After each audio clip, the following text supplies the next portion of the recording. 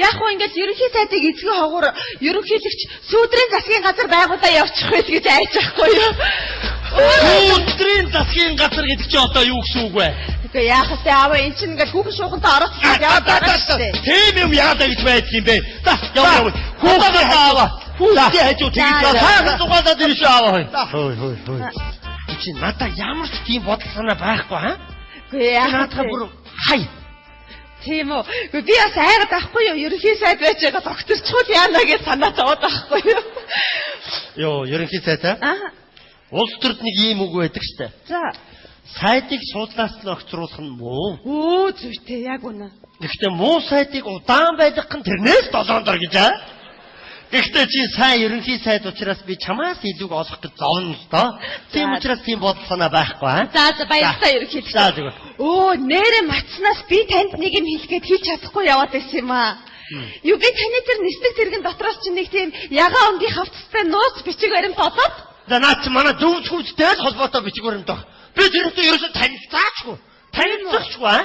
Би яагаад яагаад ерөнхий сайдыг мэдчихгүй гэж нисдэг тэрэгэн дотор нууц байж байгаа. За энэ дэд автомат гэдэг. Би ерөнхийлөгч надад нэг санал байна. Хоёулаа сайхан ярьчихаар нөхөрлөө жижигхэн яасан ч гэсэн. Ерөнхий сайд. Улсын хамгийн өнөөгийн байдлыг олж Эдгээр дөрвөн шийдвэрийн эдийн засаг замж явуулж, экспорт энтергээ хэвчээгээд ихэд гадаадд улс төрөө зээлжүүлсэн зээл мөнгө тусламж одоо буцаагаад хийж байна. Ийм үед одоо тэгээд зээл тусламжийн мөнгөөр бас нэг шинэ яам хамгийн газар байгуулаад ихэд яах вэ? Аюулгүй ардын дургуйч шүү. Юу ардын дургуйч нэрээ хоо. Тийм ээ. За. За баярлалаа. 2 хоногийн дараа ирэхгүй дараас нь яваад очноо. Туза!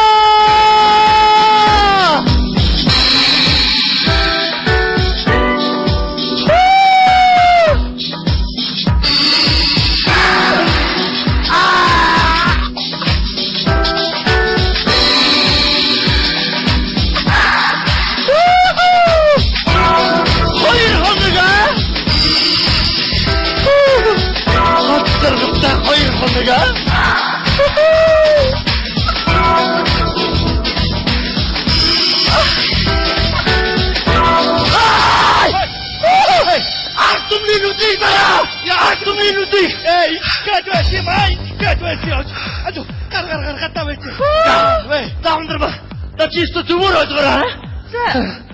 Яста чиний бодож байгаа шиг юм биш шүү. Ерөнхий сайдаа юу яасан байхгүй юу? Зүгээр нэг өөр улс гүрний нэг ерөнхий сайдыг дуудаж авчираад улсын орныхоо гадаад радиотыг нэмэгдүүлэх тал дээр нэг тэрэ хэсэг хийгээд сууж исэн байхгүй юу сая? Тийм үү. За яах вэ? Би чамаар дээрлэхүүл чадахгүй заа юу. Чи намайг өчнөө одоо өдөр дээрлэхлээ за. Би зүгээр чамтай одоо юм ярихгүй. Чи миний дүүтэй юм ярьсаа. Би дүүгээд байна заа юу. Би чухал хоёулаа ер нь хин хугацаанаас өмнө огцрох асуудал яриад яах вэ хөөе? Байна уу? Чука өндрэгч нэ. Тий. Яг үү. Ерөнхийлөгч намайг дээрлэхэд байна. Бага биш тавгаах нь. Тий. За чи манай түрээсээ би одоо төвчгүй за. Ерөнхий сайдаа хоёулаа яг тайран замаар ярилцъя та. Тэхүү. Хоёулаа Бүгдээ бүгдээ нэг суугаад хайр.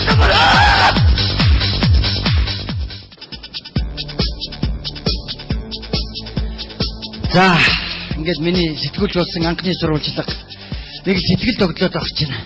Ингээд үдшиж та бүхэндээ би өнөөдөр гэр бүл салбартын тухай сурвалжлагын төлөвлөлнө.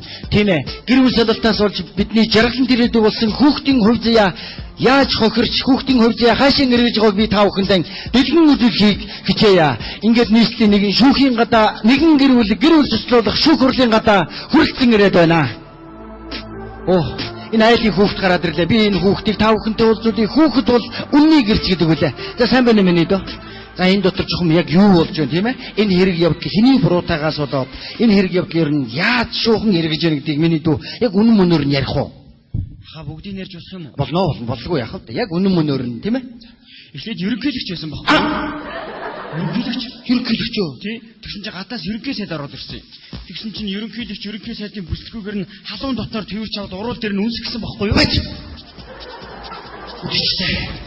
Энэ үл сенсац.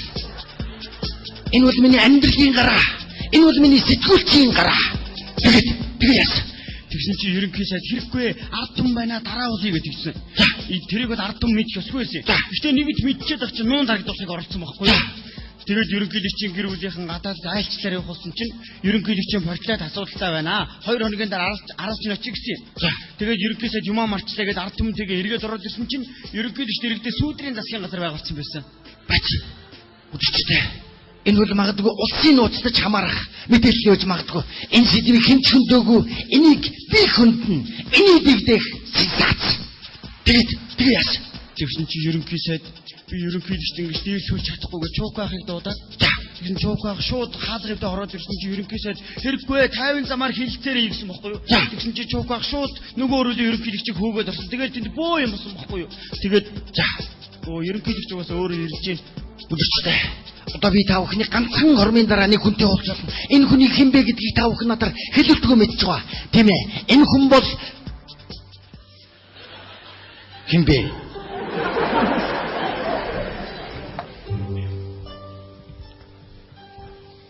Минийхөө.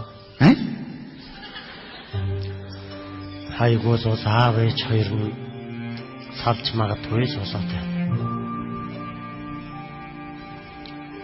Хэрвээ аав ээж хоёр нь салвал ээж нь дахиад нэг шинэ ерөнхийлөгчийг ард түмнэрээ сонгуулах хэрэгтэй л болох бах та. Аав нь хэрвээ салвал мэдээж хууль зүйн дотоод яамны сайдаа аваад явна. Тэгэхээр миний хүү шинэ ерөнхийлөгчтэйгөө эвтэй найртай сайхан амьдрахыг л хичээдэг юм шүү. Миний хүү хэрвээ аав ээж хоёрын салвал чи яг хэнийг дагах вэ? Аваа ерөнхийлөгч ерөнхий сайд нь хിവэрэ засгийн газрын доктортай байж ард түмний сэтгэл тэнүүн сайхан амьдрмаар байна шүү дээ. Миний хүү наадгүй ийш орж агаад энэ дээрээс чанга дугаар хилээд юмыг яаж мэдэх вэ? Ээж нь аавын ойлгоод салхаа болох юм билүү аа?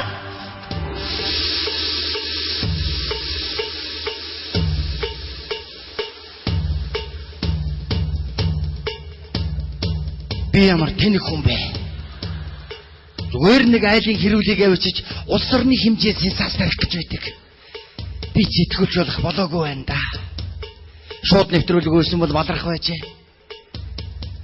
Гэхдээ нэгэн бодлын үнэн чив шиг эрхмээ та бол гэрийн ерөнхийлөгч.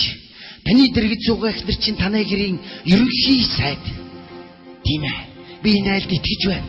Энэ айл бол хизээч сал царнихгүй. Монголын минь нэг хүүхэд ч гэсэн ижи авийнхын гар дээр сэтгэл бүтэн өсвөл бидний жаргал босуу айл хотлорон амар амгалан элэг бүтэн аз жаргалтай амьдрах юм бол төрөлс маань төвшин амгалан байх болно. Монгол гэрийн бүрээр дэлхийг хамгаалсан бидний монголчууд үрийн үед хандан хадрах болтугай монголчуудаа